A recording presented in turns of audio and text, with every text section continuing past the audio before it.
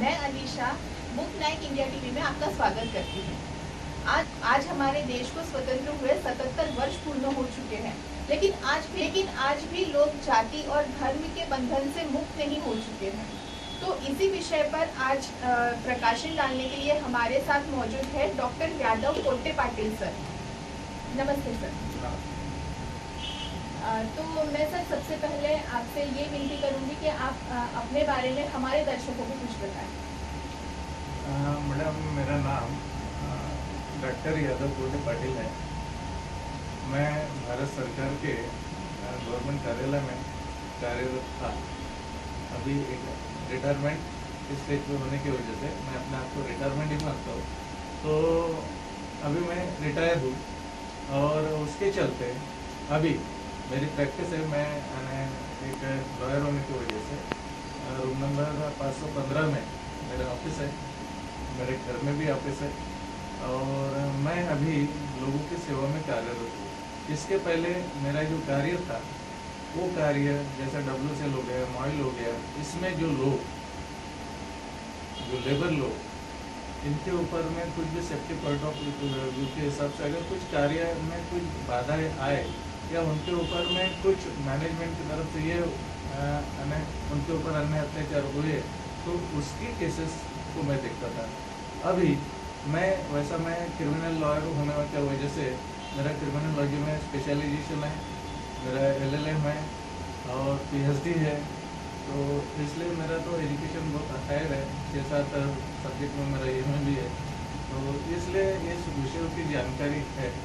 रहा सवाल अभी ये तो मेरा इंट्रोडक्शन है और अभी आप आगे के चलते जो सब्जेक्ट में बात करना चाहेंगे, जो पूछना चाहेंगे, तो हम उसके लिए तैयार हैं। धन्यवाद सर।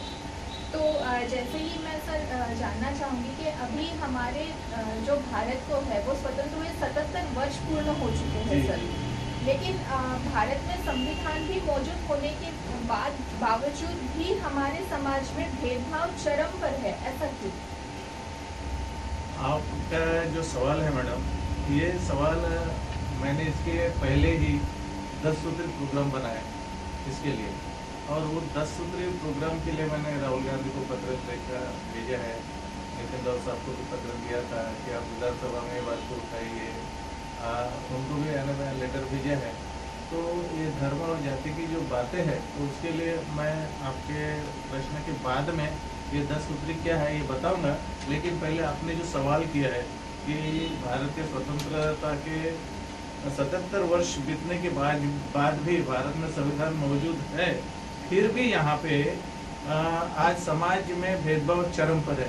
तो बात ऐसी है, आपने जो सवाल किया है एकदम सही है मैडम जी, लेकिन यहाँ मेरे अनुसार यहाँ पे जो नेता लोग जो है उनके उदासीनता के चलते ही आज हमारे देश में, हमारे राज्यों में भेदभाव चरम पर है।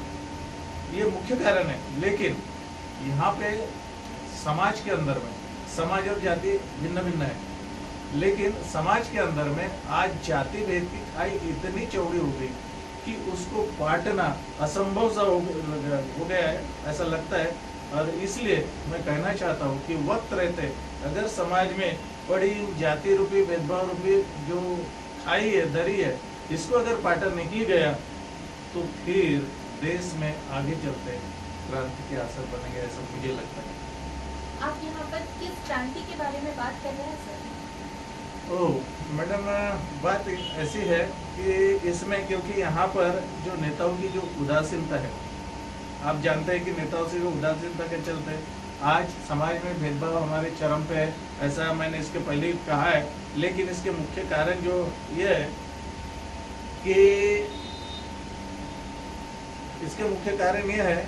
कि यहाँ पे जो जाति का जो विषबेल फैला हुआ है, विषबेल बोल रहा हूँ मैं इसको, जाति का विषबेल फैला हुआ है, वो इतना अधिक गहराई तक जड़ बना चुका है। हर मानव के अंदर में, दिल दिमाग मस्तिष्क के अंदर में जाति भेद का जो विष है बहुत गहराई से फैला हुआ है। और इसलिए मैं कह सकता हूँ कि अगर ये विषबेल ऐसा ही फल फूला रहा तो आगे चल के कल यहाँ की धरती लहूलुहान होने से इसको कोई रोक नहीं सकेगा। और समय रहते हमारे ये जो प्यारे नेतागण है, इसको अगर वो रोक नहीं पाए तो उनके स्वार्थ वृत्ति के कारण ही यहाँ हमारे इसमें अगर वो कोई ठोस निर्णय नहीं ले पाए तो इनके चलते ही आज हमारे भारतीय समाज में विकास की जो दर है, विकास जो है वो टूट जाएगा, वो अक्षमता रहेगा। और यही हमारे वर्तमान का वास्तविक स्वरूप ही है। सही है सर, लेकिन भारत पूर्व से ही विभिन्नता में एकता का देश रहा है। हाँ मैडम, सही बात है। हाँ, ये आपका प्रश्न भी जायज है कि भारत एकता में एक विभिन्नता का देश है, ऐसा कहा जाता है। लेकिन आपको लगता है कहाँ है ऐसा?